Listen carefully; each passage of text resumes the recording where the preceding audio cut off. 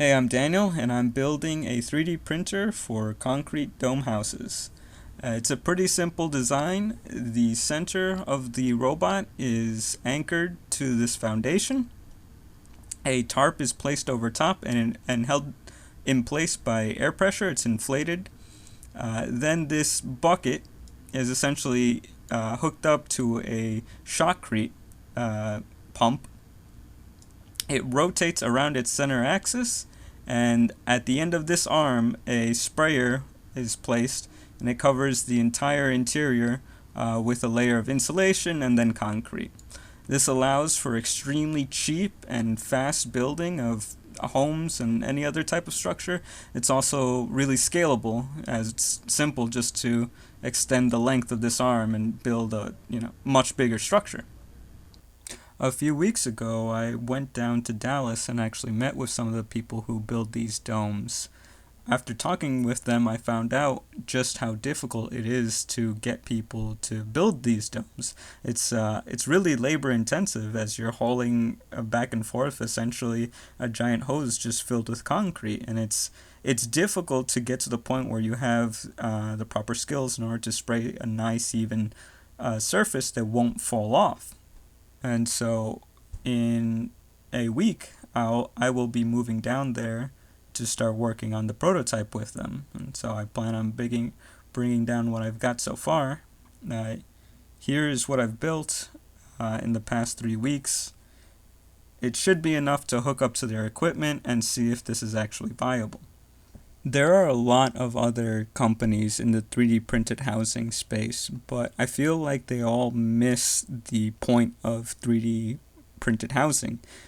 In my opinion, the benefit is the reduction in cost. And I see all of these big players throwing tons of money at creating these over the top houses that cost just as much as traditional prices, but they have a few major flaws. The biggest thing is that with these 3D printed houses, you can't actually make a roof.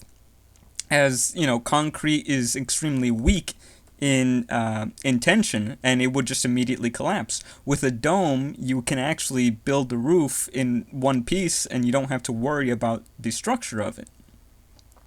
Not to mention the fact that these walls are exposed to the air, the concrete won't have time to properly cure. As the water starts evaporating, the crystals aren't able to form inside of the concrete to give it its proper full strength. So you end up with much weaker concrete than you would with a traditional method like ICF, where you just pour it in and the walls capture the moisture and allow it to get to that full strength. At the end of the day, the most important variable is cost. The people constructing the houses need to make a profit. The people who are going to start renting those houses out to the public need to be able to make their money back in a reasonable amount of time. And the people who end up renting those houses are going to want the cheapest place possible to live, especially when you're thinking in the global market. The second you get out of the US, a few $1,000s difference in a home price might not seem a lot to us, but people in countries like Suriname, that is years of pay. So that being able to compete in those markets and have that advantage puts you way above any other construction option. Also, think about how you scale a 3D printer business.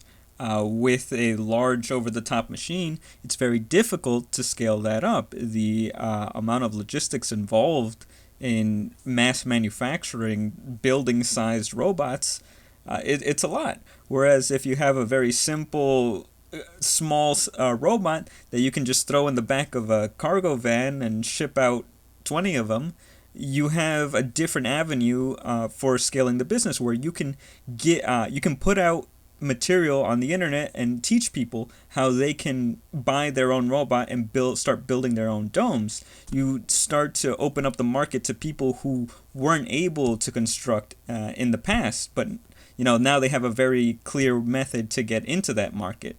And as you flood the market with housing, the price will go down. And I'm willing to bet that this will be the future of 3D printing. So I'm packing my bags and I'm building this thing.